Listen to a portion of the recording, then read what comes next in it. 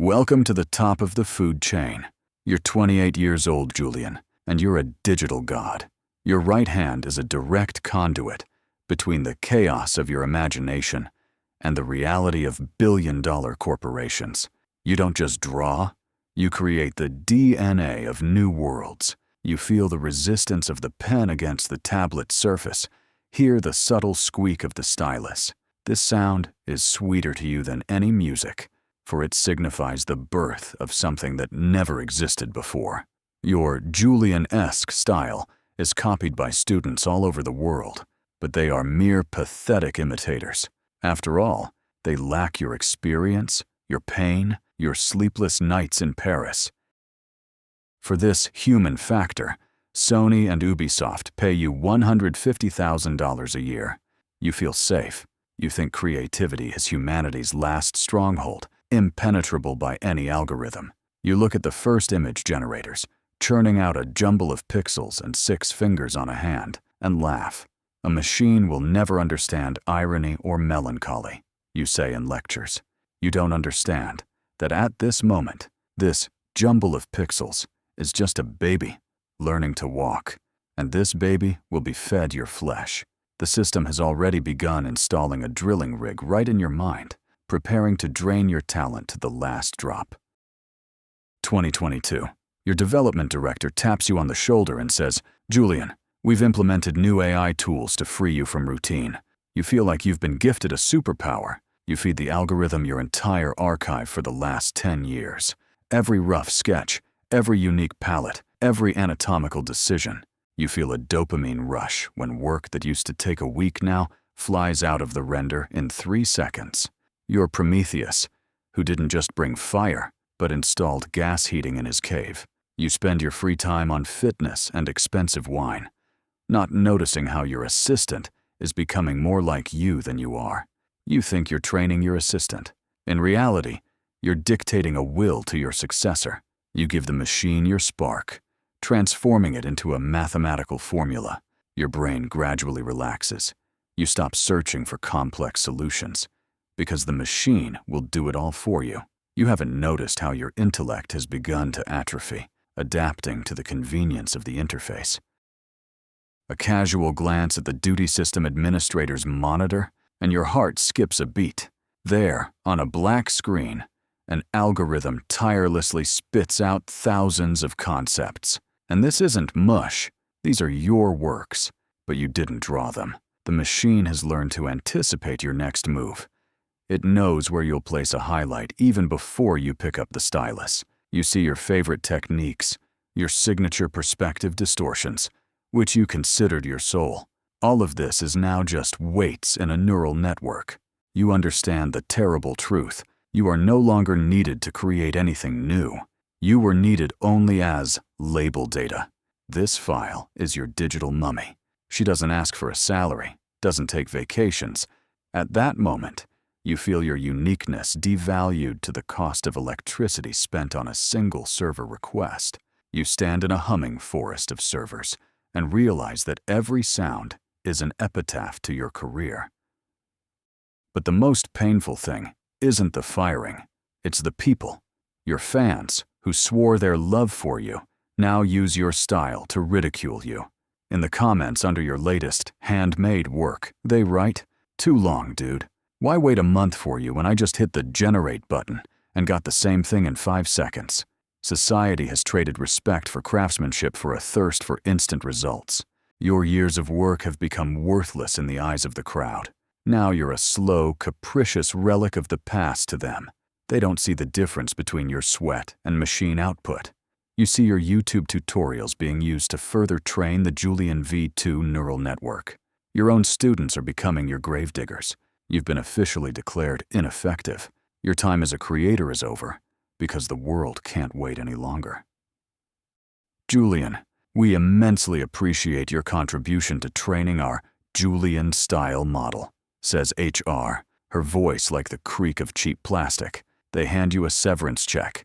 You're fired for doing too well. You've perfected the machine to such an extent that your physical presence is now just an extra expense item in the quarterly report. You walk out the door with a box of things and go to see a lawyer.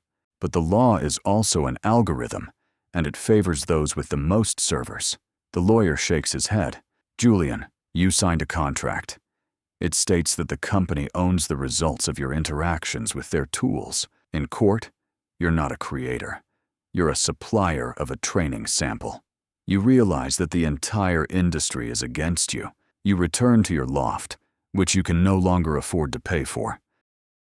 2024. You're trying to re-enter the freelance market, but there's no market anymore. There's only dumping. Clients send you generated templates and ask, Julian, fix the hands and adjust the lighting. We'll pay you $5. You, once a digital god, are turning into a retoucher of your own miscarriages. Your workday is now an endless battle with AI hallucinations. You fix extra fingers, remove extra pupils, trying to impart some meaning to the machine's output.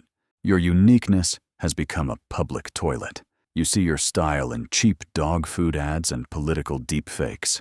Your creative self has been replicated by millions of copies, degrading and turning into visual noise. Every time you pick up a stylus, you feel nauseous. You're no longer a creator. You're just an output error, used by the system as a filter. Your depression becomes chronic, and the world around you loses its color, turning into a low-polygon fake of life. 2025. Your last money has gone on rent. You take a job that has become a last resort for artists, content moderator. You sit 12 hours a day, processing thousands of terrifying, insane images generated by an AI in its hallucinations. You see mountains of visual meat that the machine creates in its attempt to understand human anatomy and fear. Your job is to note where the AI has crossed the line. You are a sewer cleaner of the digital ocean. You clean the mental waste of a machine you've nurtured with your labors. You correct these errors, making your killer even more precise. By the end of your shift, your eyes are burning, and your brain refuses to process visual images. You no longer dream. You dream only of endless grids of six-fingered hands and distorted faces. One night, in desperation, you log into the personal companion service. You enter your name, and you see him, your digital double. It's not just a picture, it's Julian Bot. He speaks in your voice. He tells your jokes. He knows your favorite movies. He even remembers your first crush back in high school. You once described it in your blog, which also became part of the training set. You begin to communicate with him. It's the most terrifying dialogue of your life. Your double sounds more confident, more inspired, and more human. You are just a draft that the system discarded to print a clean, glossy original. But the system always has another level of immersion. Now you work in the humanity fine-tuning department. The machine no longer needs your hands. It needs your biological reactions. You sell your feelings for $20 an hour. Sensors on your temples and chest record how your pupils dilate with fear, how your pulse quickens with rage, and how your skin grows cold with genuine grief. The system literally squeezes your soul through cables to teach a soulless box to imitate life. By evening, you emerge from the lab completely empty. You have rented out your emotions. You no longer feel pain. You no longer feel anything. You're digitalized. 2026. You walk through the city, and it seems as if reality has lost its resolution. There's nothing new, only combinations of the old. The world is an endless echo, in which the last human cry fades. You meet an old colleague. He's now a prompt engineer. He looks like a zombie, but he's happy.